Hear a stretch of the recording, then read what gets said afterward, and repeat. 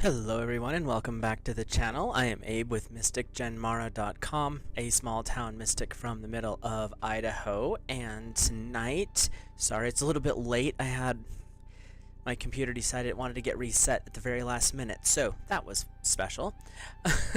But we are going to wander back to our myth and tarot legends and lore, and tonight we're going to wrap up our Hercules and his 12 labors. We already kind of went over the 12 labors, except for one, and I have to say this now before I forget later. I misspoke. I have an outline and a few bits and pieces of the Cerberus lore, so I did not actually get that one finished yet. I thought I did, so I apologize for that. So that one will be probably the next myth in tarot, is just kind of wrapping up Cerberus, going over what Hercules is part in that story is, and then the overall view of Cerberus. There are some really cute and it sounds goofy, but there's some really cute online comics by an artist who makes that kind of stuff, but it's got Hades and Cerberus is a puppy through most of it. It is absolutely adorable. Sorry. But I might, if I can find a link to his website, I'll put that in the description of that Cerberus one, just so you can see kind of a fun, cute little style of Cerberus. Because what I'm going to talk about is his other side, but we're not going to Cerberus tonight. We're talking about Hercules. So, but yeah, that's something that I misspoke on in the last video, so clearing it up. But tonight we're going to go after the 12 labors, because everything in the last episode was up until the 12 labors. And quick recap. Up to this point, Hercules was born to Zeus and Alcmene, and Hera tried to off the baby as a baby. She tried later on to take him out, still failed. She caused madness to come over Hercules after he was married, and that would trigger Hercules to unalive his wife. My phone just went off. I hate it when that does that. What's going on? Let's see. Oh, okay. We is all good. And so he offed his wife and kids, and this would lead to the 10/12 labors of Hercules, which is the chaos that we have just went through. But just as a recap, why did Hera do all of this? Primarily to go after a philandering husband. Zeus had his issues, we could call them, and the reason that she never moved directly against Hercules or Zeus, pretty simple really. Hercules was the favored son of Zeus. Zeus was the most powerful of the Olympian gods. Even Hera was not stupid enough to move unilaterally against Zeus. She would have been destroyed in an instant. That's how much power Zeus wielded, just so we're clear on who we're dealing with here. And that was why she would go about her sneaky little womanly wilds ways to try to end Hercules. But none of it ever worked.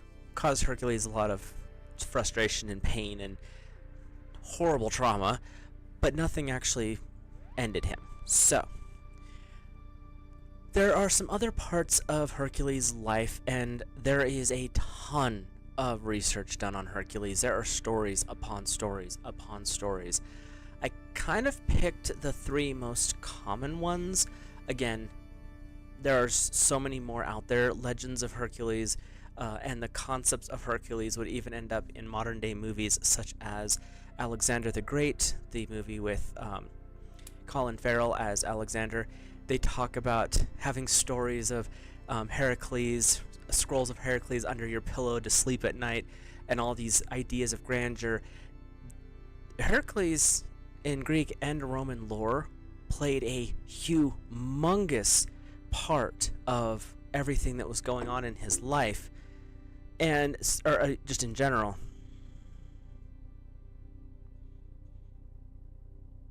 Sorry. Need to quickly respond to that text message. Sorry.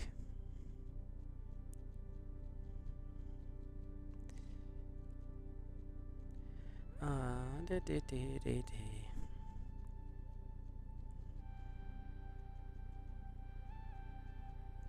da. This will be funny if she decides to join in and watch. Do, do, do, do, do, do, do. There we go.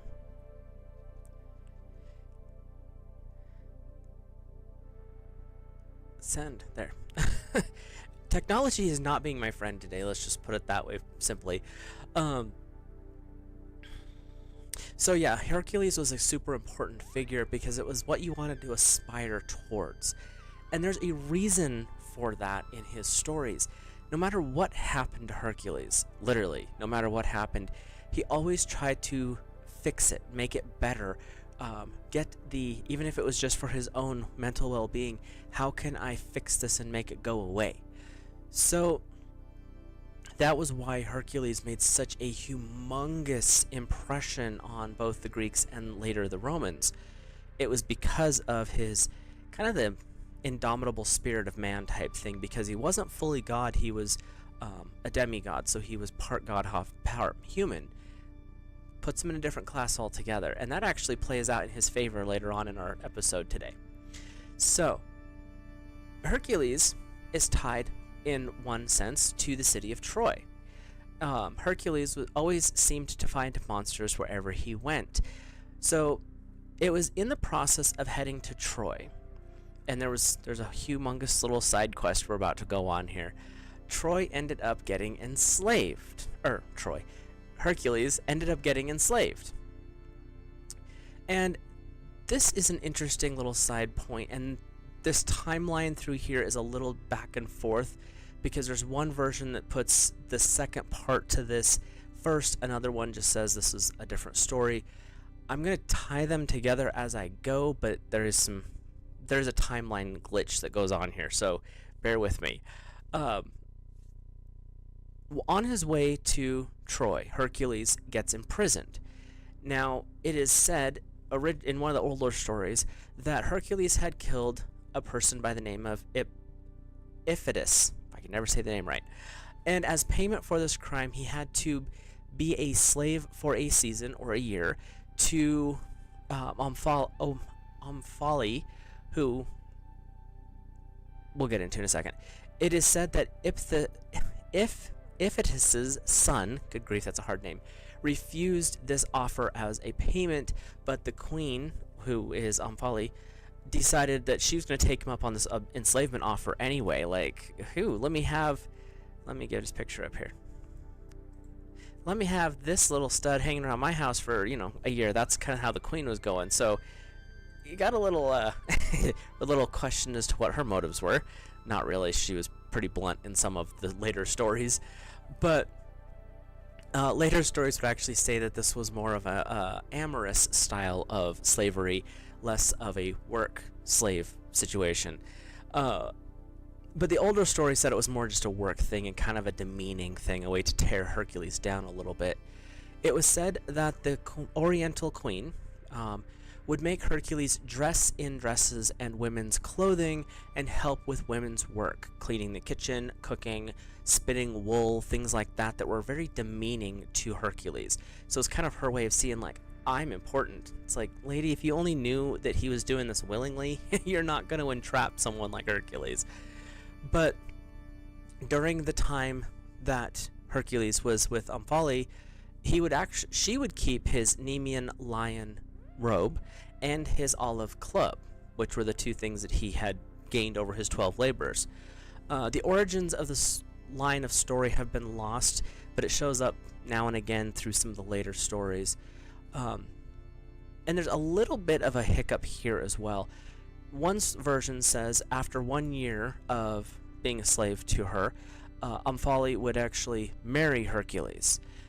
And it was also said that while he was married to her, he would take over several close city-states, and they would birth multiple children.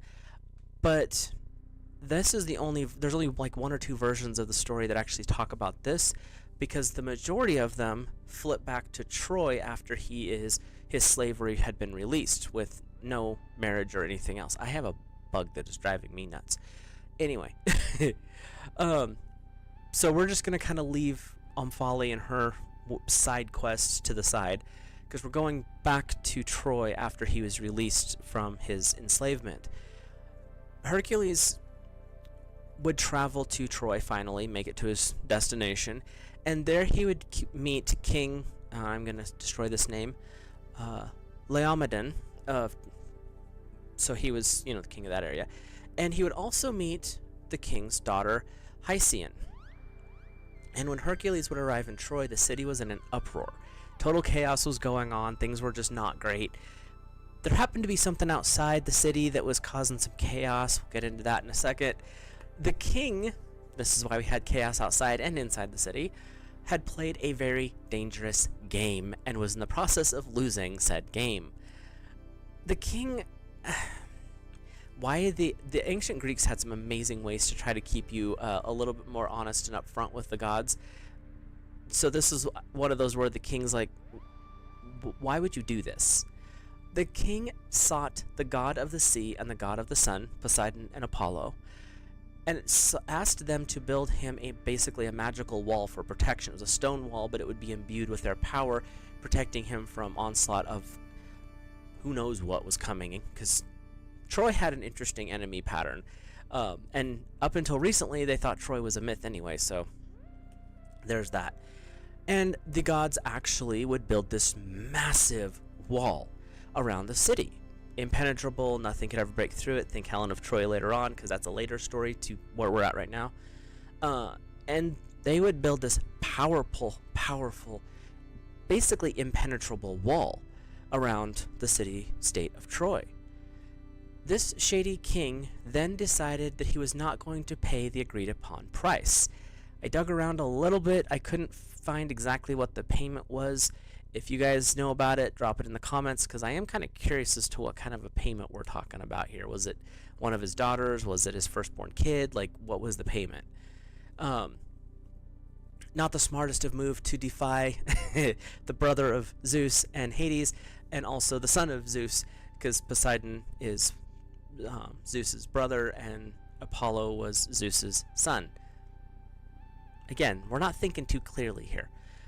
You don't trick the Olympians and not have a consequence from it. Well, Poseidon was, he was a really even-keeled god. He just let that go, nothing major. Not quite. These two gods would come together, and with Poseidon's power with the sea, they would summon or create a sea monster, not really a good description given that I could find, and they would stick it on the city to destroy it. The goal of the city was to actually devour, or the monster, was to devour the princess, Hyceon. Hercules, when he got into the city, this big thing's outside attacking, he had to sneak in the back way, basically. And when he got there, the king was just in a panic, like, what do I do? My daughter's about to be destroyed by this monster, along with my city, my great city, my walls, Hercules would agree to kill the monster for a price. Always a price. I agree with him. Always a price. And the price on this one, though, was actually interesting to me. I would go for this price.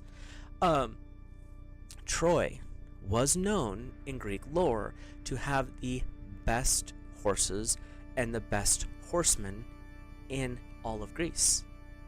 So what Hercules made the agreement for was that some of Laomedon's horses would go to Hercules for removing this monster. As in, like, you're going to give me these horses or we're not doing this. And the king agreed, panicked, his back was kind of against the wall. But this king was shady. He had his fingers crossed behind his back when he made this agreement, Real upstanding cat we got going on here. And once the price had been agreed upon,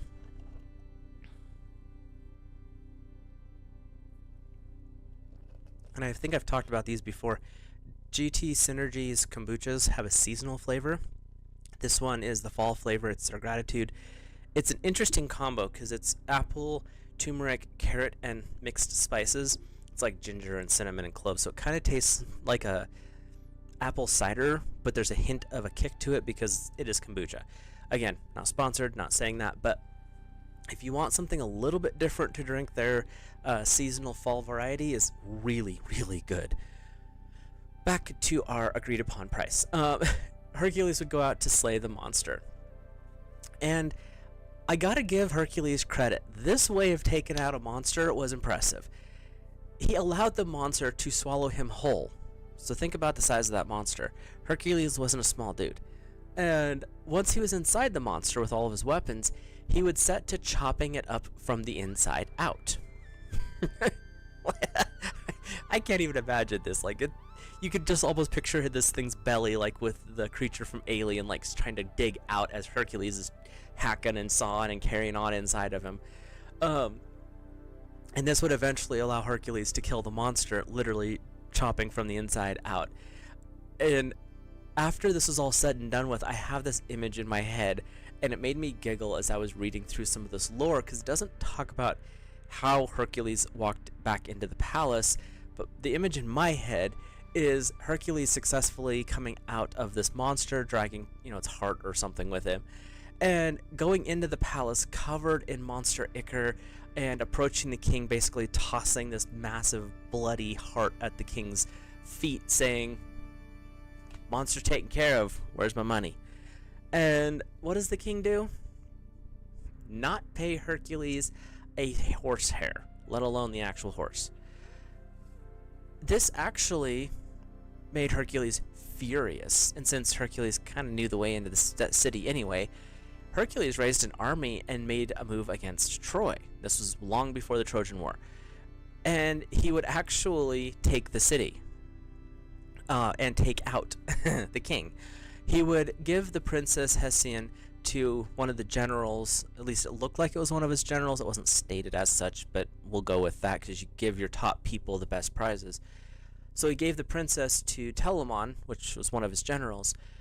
Hercules was actually kind of benevolent in this, which I didn't expect, to be honest with you. He allowed Hesione to save a few of her people from the court. The primary one that she saved was her brother, keeping a bloodline to Troy basically alive. So that kind of was the trickle down to what happens later with, Trojan horse and all of that fun stuff, which might go into because it's a fun story. Fun as in tragic, horrifying, and like, what WTF, yo, like, what were you thinking? But another one of the stories, because that kind of wraps up there, and then there's like this weird void that I couldn't find what happened between that and later stuff. Then there's this random story kind of tossed into the middle of all of this as I was going through, but if anyone wants to make an amazing movie, do this. This next section is like, the fact that this hasn't been made into a movie, like a full-length Peter Jackson style 3.5-hour epic chaos, that type of film is what I see in my head with this next part, because I was super excited when I read this. And as I was going over it and kind of picking through the story pieces, because this next part for me was fascinating. I love the ancient god battles because they were so off the hook anyway, but this was impressive. So with this story, making sure I'm not missing the wrong part here. Oops, I jumped ahead of myself.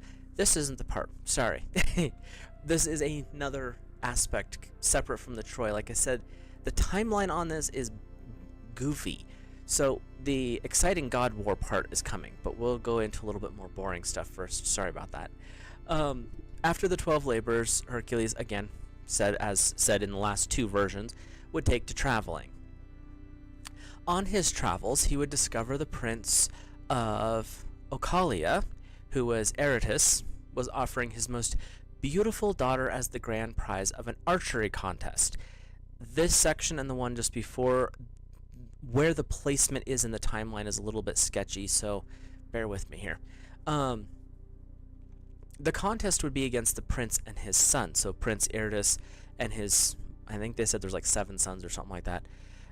And the people of Oechalia were said to be amazing archers, the king's bloodline were said to be the most impressive of the archers. And interesting fun fact here, it was said that this is the prince that who had trained young Hercules in the art of the bow when he was being trained by mortals. So this is where the student tends to exceed the teacher, and all of the other sons as well. And Hercules unleashed one heck of a championship beating on the prince and his sons, soundly defeating them in every challenge brought, which is impressive. But you gotta remember, Athena, goddess of the hunt, one of them, also trained Hercules after this, so he had a lot more going for him than the others did. And Hercules, at the end of this, was ready for his prize, the prince's daughter Iole. But the prince was afraid to follow through on the agreement. He wasn't really being shady. There's other things going on here. And it baffles me that these guys ever try to cheat Hercules. He was the most powerful of the demigods, and you keep trying to cheat him out of his justified wins. Give it up. But the prince actually had in my opinion, a bit more of a justified reason than some of the other wackadoos here. The prince was afraid that Hercules would marry Iole and have children with her, which was great, grandkids. But in a fit of madness, as happened before, he would end her and the children the way he did Megara and his first children. The prince didn't want history repeating itself in that sense. So in that respect, I can't really blame the guy. Like, it makes sense not to want to let your only daughter or your favorite daughter go get married to someone who has a tendency to lose his mind, or at least did in the past. And out of all of the people in the palace, there was one person who didn't agree with the prince, and that was one of his sons, who was Iphitus. He thought that Hercules' troubled past was not of his own doing. He had a very strong suspicion that the gods were behind it. Madness of the gods was a common theme in some of these Greek lore. And I have to say, give that man a medal. He had figured out what was going on, that one of the gods was mad at Hercules, which is true, just not realizing that it was the wife of the most supreme god of the Olympians, Hera. Hercules wasn't going to fight about it at this point because he just got done getting out of the whole 12-year mess. And so he actually left in peace. He was just like, you know what? Whatever. You want to be a psycho? I'm out of here. So he would actually return to Tiryns, and why he went back there, I'm not really sure. Maybe familiarity. But that was the place where the King Herasimp reigned. And, like, why would you want to go back there? But it probably was his home on the edge of it or something.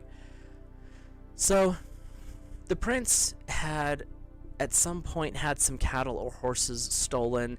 The story has a break. One version said horses, one version said cows. So he had some kind of stock animal stolen. And the prince thought that it was Hercules. So to further humiliate Hercules, he made it very public with his accusation that Hercules, in an act of revenge, had stolen my animals. Nothing about what I read about this area's cattle or horses was worth stealing. Like, they're not special. They're not Gerion's cows. They're not Troy's horses. Like, you just had generic horses and cows. No one cared. But he made this big scene. Well, Iphitus didn't believe his father at all and thought that Hercules was actually innocent in all of this. So he set out to prove that Hercules had not stolen the animals. He traveled to Tiryns and found out that Hercules really didn't steal the animals, just like he thought it didn't happen. And Hercules was so happy to have Iphitus as a visitor that they would actually make merry, and I'm gonna guess, considering how some of the Greek parties went, that there was imbibing of some libations that had went on. But as things, Greek tragedies, a tragedy for a reason, this would actually end up triggering a small fit of madness for Hercules.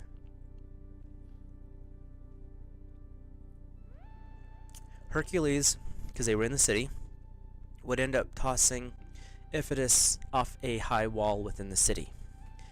Iphitus would not survive the fall. Hercules would awaken the next day with a full memory of what had happened after the fact.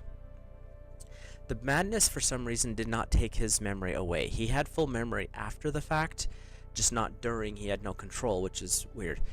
It is said that this particular murder would trigger a disease curse that was exceptionally painful, and Hercules would have to visit the Oracle of Delphi to seek advice on how to remove this cursed disease. And the Pythian priestess, the priestess that guarded the oracle herself, the speaker of the oracle, if you will, would tell Hercules, there's nothing you can do, you just have to suffer through it, enjoy your disease. Like, thanks, that's not helpful. And my personal opinion here, didn't say it anywhere, but this is my theory on it, considering what else has happened here. I personally think that Hera had blocked messages from the gods themselves, like she did before, so that Hercules would not get any help from any of the benevolent deities that were actually on his side after that 12-year mess. And one way or another, being told no by the oracle, he would actually become furious. Hercules would. And you're already hurting, you already have a disease, you're kind of cursed.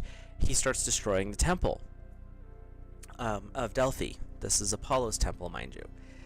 And he basically was trying to level it, and he would eventually get into the oracle room, and there was the Delphic tripod upon the top where the oracle herself would sit and speak the words. The priestesses and priests would interpret the words for the people who would come in the room to ask questions of the gods.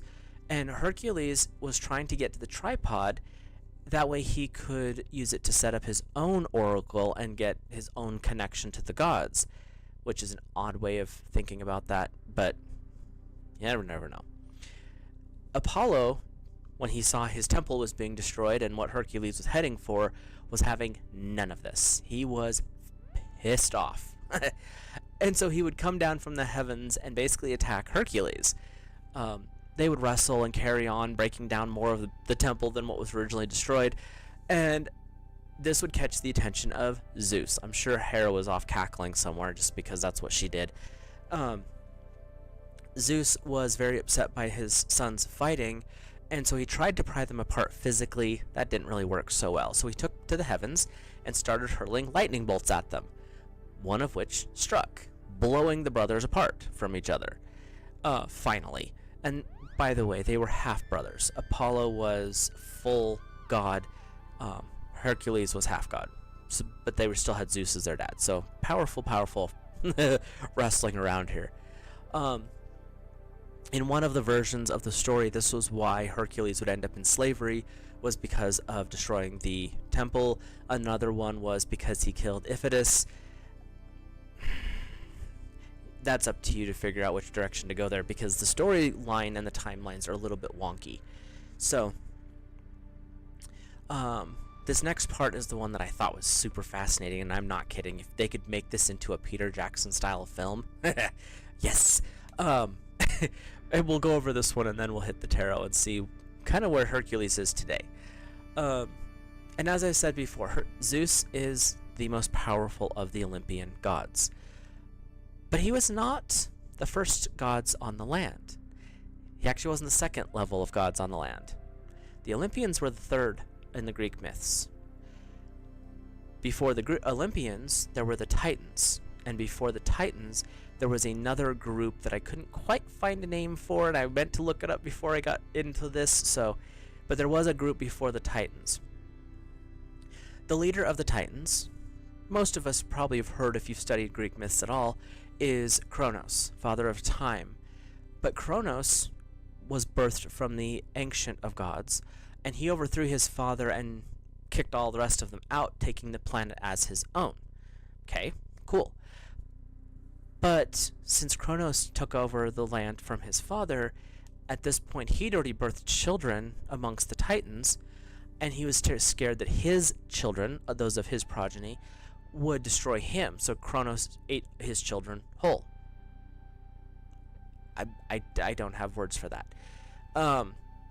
those were the primary Olympians that he devoured, and I think, if memory serves me correctly, there were 12 total that he devoured. It could have been a little bit lower than that, but there were some primaries that he devoured.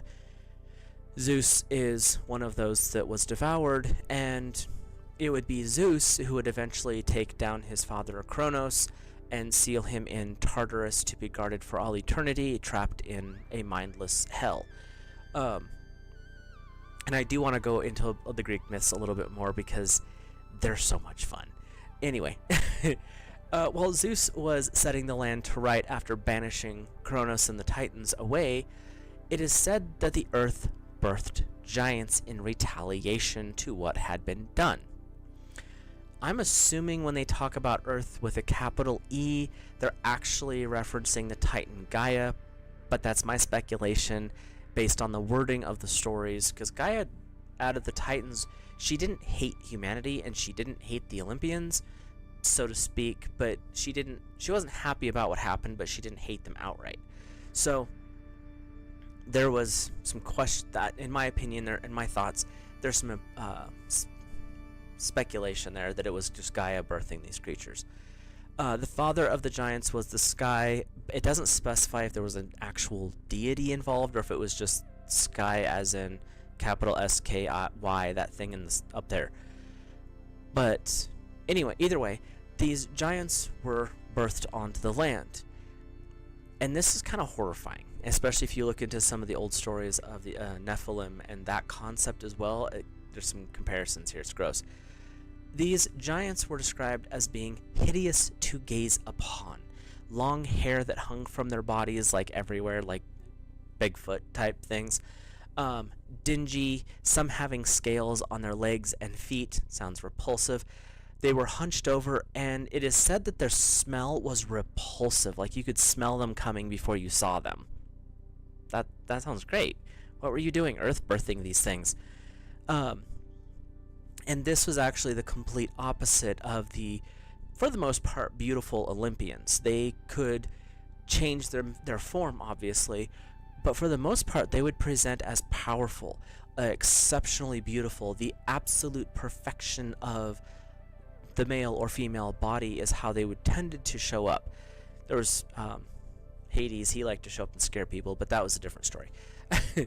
The giants were terrors on the land and could be virtually immortal as long as they stayed in the land from which they were created. For most of them, this land would be classified as Thrace.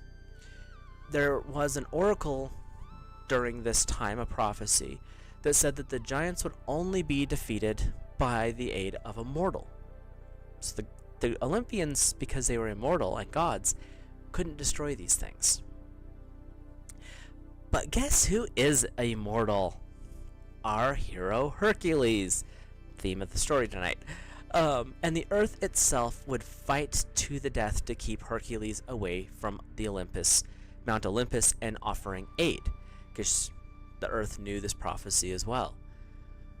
Zeus, in a lot of ways, was a pretty good strategist. I'll give him that. He had some other issues that I don't agree with, but when it came to strategy, he was, for the most part, pretty good.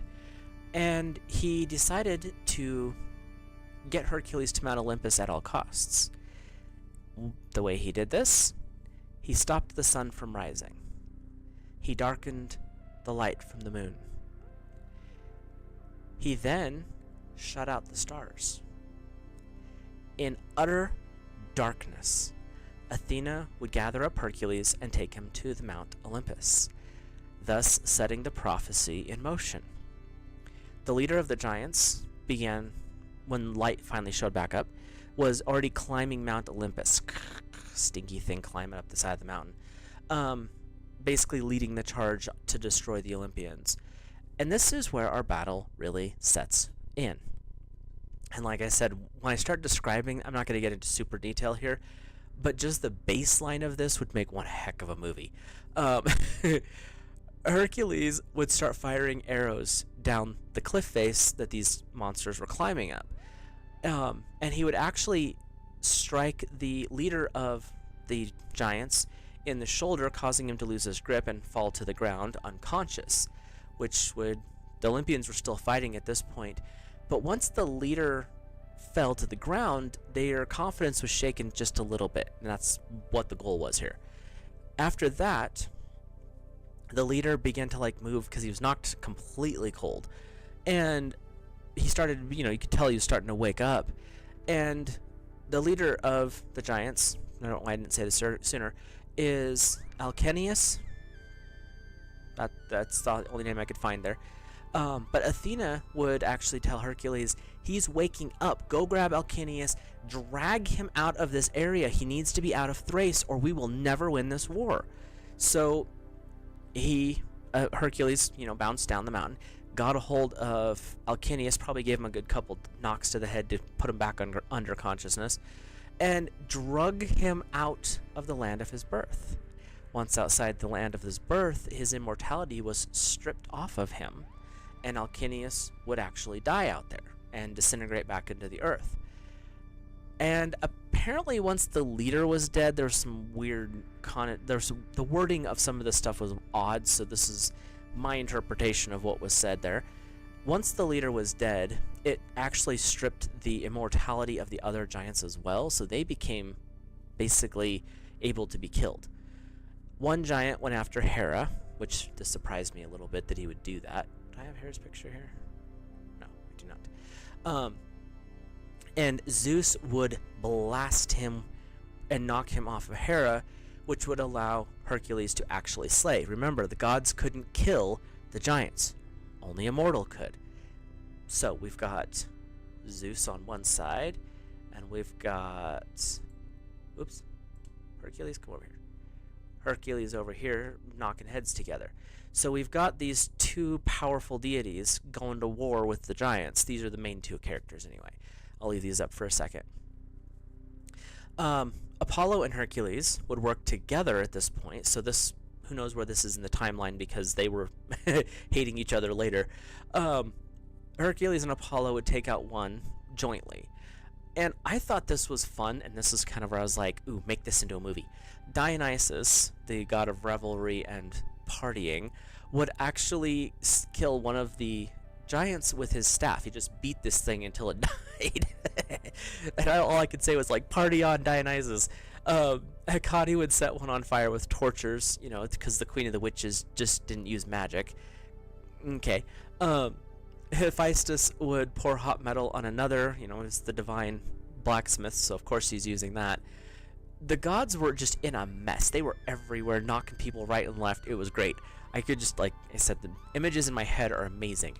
Athena would take out one, and she'd end up burying it under Sicily, because you, again, can't kill them, but she could, put it under for a while. Poseidon would literally pull a chunk off of an island and hurl it at this thing and knock another one down so Hercules could take it out. I mean, the battle the way I visioned it is just amazing. Like in Wrath of the Titans, I think it is, the newer one, watching the gods, fighting against Kronos. This, to me, would make that kind of an epic, but have Peter Jackson do it. Please have Peter Jackson do it. He does so much, like, his movies are massive, but the scenery and the way everything plays out, that would just be an amazing... This story would be an amazing story. And the Weavers of Existence decided to join in as well. And I will have to say, out of all of the stuff I've studied about these three, basically hags, if you want to call them that, were the three fates, they didn't usually involve themselves in the matters of God and men, but they did here. And they actually took out several giants themselves, using weapons of bronze. Some say they were clubs, some say they were other sharp instruments like spears, but the fates got involved. That's how powerful of an enemy we're dealing with here. But the real heroes of our story are these two, Zeus and Zeus over here, and Hercules. Zeus was blasting lightning right and left, and as they were stunned, it would give time for Hercules to go over and, cut a head off here, shoot an arrow there, but they had to be working together because Zeus couldn't kill, and Hercules couldn't take them all down by himself. So they were working in a very powerful tag team through this. And over the time of all of this, this battle would actually the giants would lose this battle, obviously, because they're not still here. And the earth would actually, in her fury of all of this, would do something that I didn't think that she would do. She brought forth Typhon.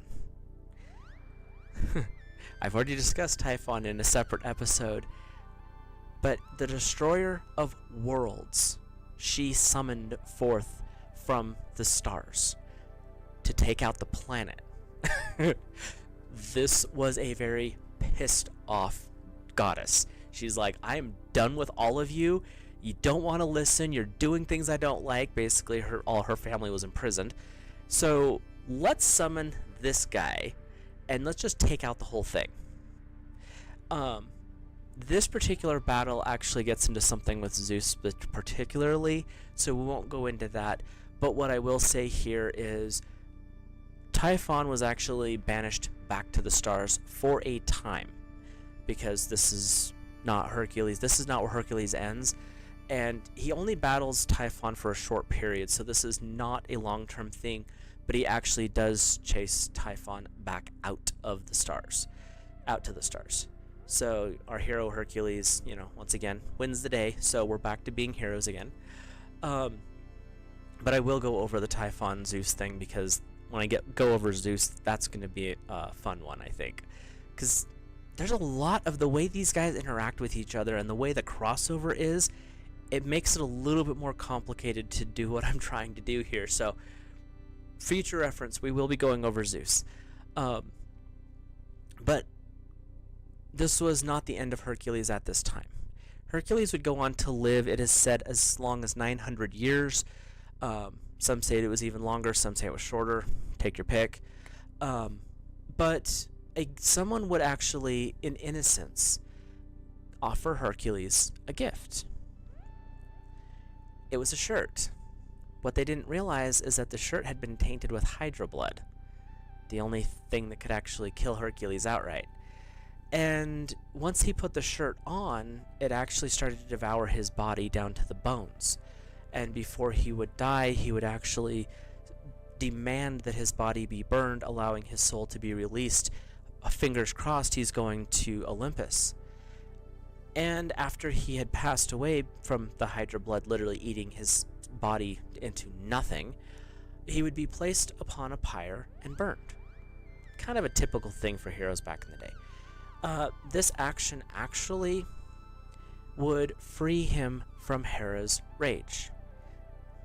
After this long, after everything she put him through, the one thing that finally made her feel like, okay, I guess I'm done here, was him dying from one of the most excruciating ways to die, which was Hydra blood, and then having his body burned.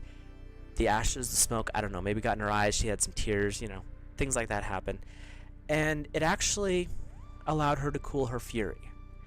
Once it was, basically she was done being mad, Hercules was able to ascend to Olympus and set foot into the Olympians as one of them, as one of the gods. So, Hercules' story, out of all of the Greek myths we've talked about, actually has a happy ending. And it was said that he took his fourth wife once he was in Olympus. And I was floored when I read this part, because I didn't know this part of Hercules' lore until recently. This is where he took his fourth and final wife. And this just wasn't any demigod or goddess. It was Hera's own daughter. And Hera herself offered said daughter to Hercules. So I guess she really did settle her rage and put her anger to bed, because you wouldn't do that if you were still mad at this particular person. Like, that's just illogical in that sense. But my phone keeps going off. That's kind of where we're going to wrap up Hercules. There is a ton of more information out there. I'll pull him off the screen here. There's stories upon stories. Literally, I think he's probably the most written about Greek hero or Greek myth ever. The amount of information that's out there, I literally picked like the top 3 stories to talk about, because if you're going to do it, just be a little bit more generic on some of that stuff. But it's definitely worth a deeper dive if you want to delve into that. There's a ton of research out there. And I will say the amount of... what we got going on here? Just one second. My screen's being all goofy. Oh, there. Trying to move things around, and one of them decided to jump right in front of my view. There we go. But there's so much information out there. There's stories of Hercules in different towns, other hero events that he did. But the big ones to me are the battles with the gods and the gods themselves moving against him, which is what I discussed in these episodes. But he's definitely someone to look into, kind of check out a little bit if you're interested, because there's a lot of, and I said this before, there's a lot of good kind of moral things that you can learn from Hercules.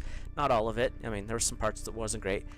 But I think that's why he was so popular and why he was referenced so frequently. The amount of pots and pottery that was painted with him on it, the amount of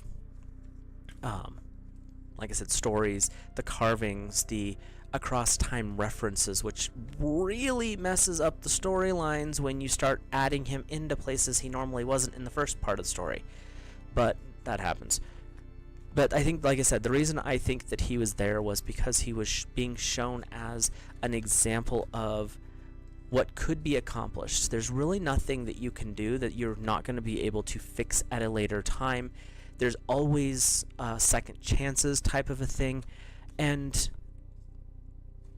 this is just my personal opinion. It was a stories of no matter what life throws at you, it's not worth giving up for. Hercules never gave up. He lost his wife and kids right off the bat. He was attacked as a child by Hera and some bunch of snakes. He was tortured for 12 years going after these unbelievable things. But he kept coming back. He kept stepping up. He kept trying to make a better life for himself. And to me, I feel like that's the reason that he was so popular and why he transcended from the Greeks with Heracles into Hercules with the Romans, why he's still seen today. He's in Disney movies. He's in old TV shows with Kevin Sorbo, that he's in multiple movies made from like 1950 forward. It's because it's that dream of the Superman concept, basically. What could we as humans become if we didn't limit ourselves, kind of a thing. So with that, we'll go ahead and do our tarot aspect of the show, where we just read a generic Celtic cross for Hercules as if he's sitting right across from me. So this could be interesting because he actually ascended to become one of the gods. The card that is the significator, which is who he is as a person, is the Knight of Chalices. He's fought his battles. He's gained emotional strength and knowledge. He's in a situation now where he can move where he wants because he now understands who he is, and he's able to actually stand in that authority and not be afraid now. And as Chalices, we're talking about emotions. He's not allowing his madness to overcome him anymore. He's actually able to control that better because he's one of the gods now, so it's a little bit easier for him.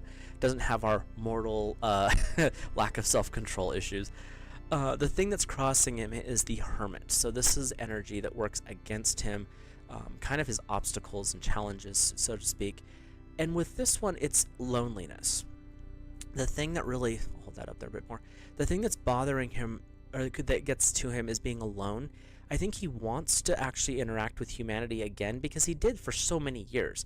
If you look at the lore between 500 and 1,000 years, from 900 being the most common, he had a lot of human interaction, and I think he wants to go back to that. So his loneliness is kind of the thing that's crossing him. But with the Hermit energy, it's not just about being alone, it's understanding yourself and being able to stand in solitude without fear. And I think that's the part that he's understanding, but I'm getting the impression that he still wants to be around humanity because, well, kind of cool sometimes. The energy that is above him, his higher self, the higher influences, is the King of Wands. So This goes with passion. Wands are fire energy, it's passion energy. He has achieved his greatest desire by being in with the gods. He has achieved the things where he has the wife, he's got the, he's one of the gods now, and his passions have been brought to task. He's now the master of who he is, the master of his abilities and of his destiny. No one is going to tell him what to do anymore. And that's his higher self, is you've achieved the greatest things that you've wanted to achieve. You have now conquered the things that you needed to conquer. And now it's kind of like you live your best life type of an energy. Have to edit this card. His shadow energy, his subconscious self, is the Four of Wands. So this is a weakened energy. This is the thing that's his root is kind of codependency issues. Oh, I have to have a partnership. And this insidious little monster that lives underneath his, in his shadow going, you think you can do anything without the rest of humanity? You think you can live on your own? You have to have the gods. You have to have Zeus protecting you, because if you didn't, Hera would have destroyed you. But that's that kind of simpy energy that I'm getting from this. Is it's a codependency. Like, you're not really sure if you can handle things on your own. That's that little self-doubt. But you got to remember, his higher energy, the higher influences, is the King of Wands, which is saying, no, I literally conquered all of that. I'm not doing this anymore.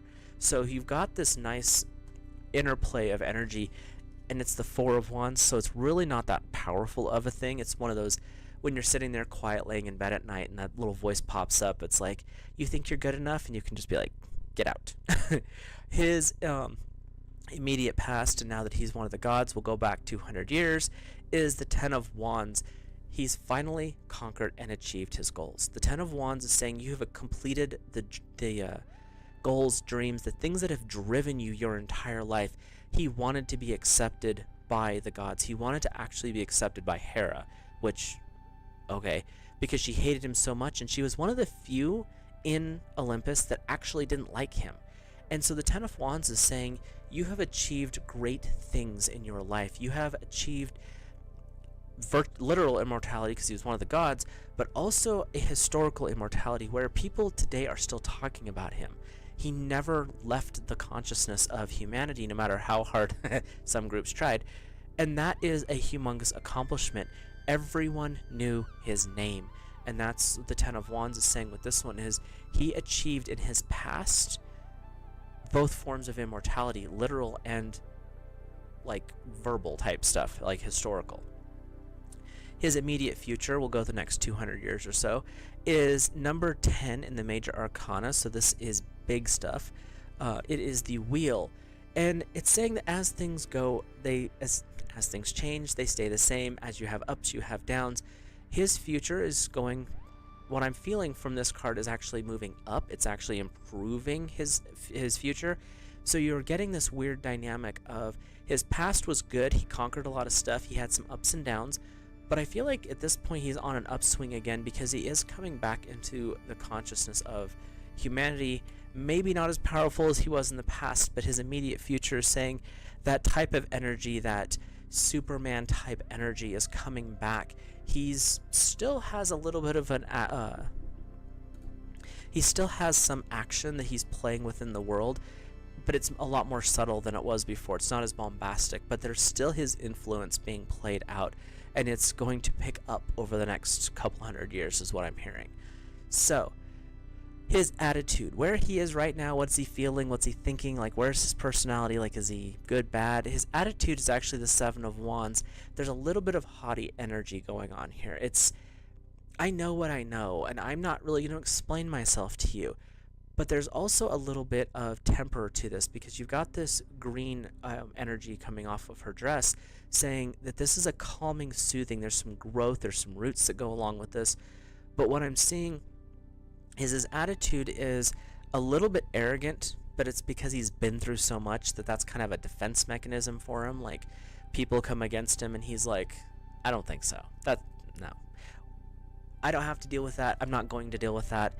But it's, his attitude is more of a facade. Like, he has to put this up to keep you from knowing just how deep and how strong of pain he has felt in the past. So his environment, so this is like where he's at right now. Obviously, he's among the Olympians, but this card makes me giggle a little bit considering who we were just talking about with Zeus and his chaos. His environment is the King of Pentacles, so we're gonna put him theoretically in the Palace of Zeus, and I think I can show this card. And here's Zeus, and here's his hobby, chasing women. I won't hold it up there for too long just in case YouTube decides to get upset with me. But with the King of Pentacles, and he's basically in a really good place, and this is his environment. But his environment is in this philandering father of his that can't seem to keep his hands to himself, and so I'm sure there's a little bit of amorous cantankerousness going on where he's like, dude, I can't be in the palace. I'm going to go over here because Zeus, I get it, you're dad, but what are you doing? Like, enough. You have a wife. Why are you chasing everything? So that's the kind of energy I'm getting for his environment, is like, enough, dude. I get it. We get it. You are who you are, but I don't need to see it. So his hopes and fears, things he's either scared of or things that he's happy about or hopeful for, is number 4, the Emperor. So when we see the Emperor pop up, we're actually dealing with God energy. We're talking about the divine masculine aspect of energy with this one. So his hopes and fears is he hopes that he can be the type of God that we as mortals can look up to and respect, that his legacy shows that you can actually conquer your fears, that you can move beyond the darkness, the hatred, the fear of others, and the strangeness, because he didn't have, I mean, he had some fears, but not like massive stuff. He still went into the fray when it needed to be done. He thought about things from a logical and rational perspective, and he never turned someone away if they needed help, actual help, not enabling help. That's a huge difference that I'm hearing here. But his fear is that he's not going to be good enough, and that was something that kind of pokes up like why he did what he did, was I don't want to be seen as weak, and that's what came through with all of Hercules' stories. And like I said, there's way more than what I brought up, but the one thing that always stuck out in that is he was striving to be better than what he was. He was always striving for more, and even though he's now walking amongst the gods, the energy I'm sensing here is that he still is trying to be the best, but his fear is that he would fail in that position. So his overall outcome is the 5 of Pentacles. I love it when they do this. I love this deck. It's beautiful art, but it is very... there's a few of the cards that are a little racy. This is one of them. But it's the 5 of Pentacles.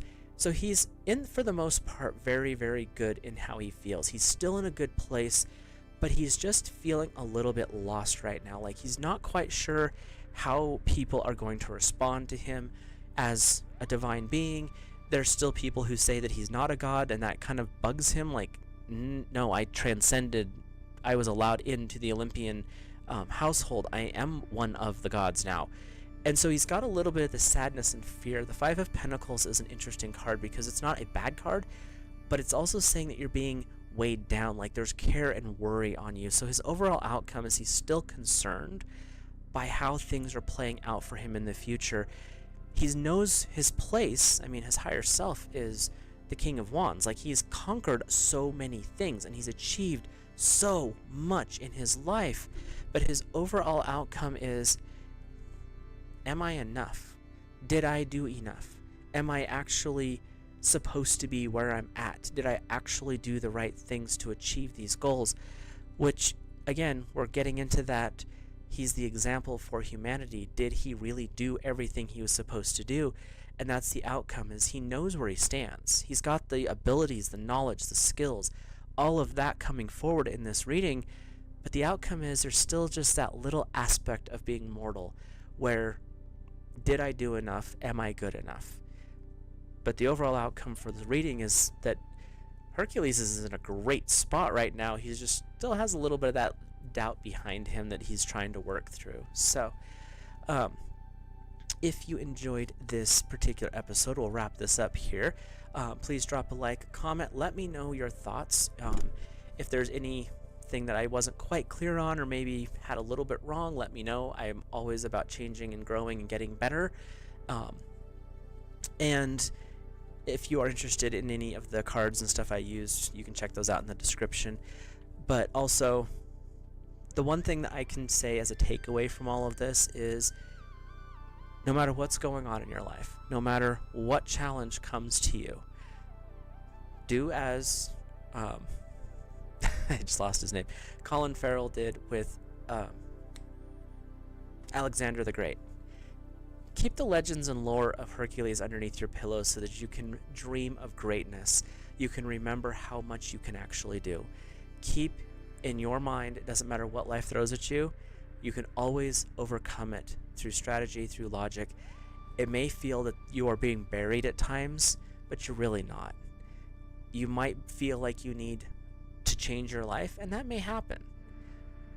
But you'll always survive anything that's thrown at you as long as you set your mind to the fact of, I can overcome this. You like I said, Hercules is a great description of I can overcome things. So use that as a tool in your arsenal to move forward. You know what? I can handle this. I can figure out how to deal with this. I can unravel this. I can beat this monster, so to speak. Whether it's a giant, whether it is the Hydra, the Lernean lion, the Nemean lion, the Lernean dragons, whatever it is, you can conquer all of it.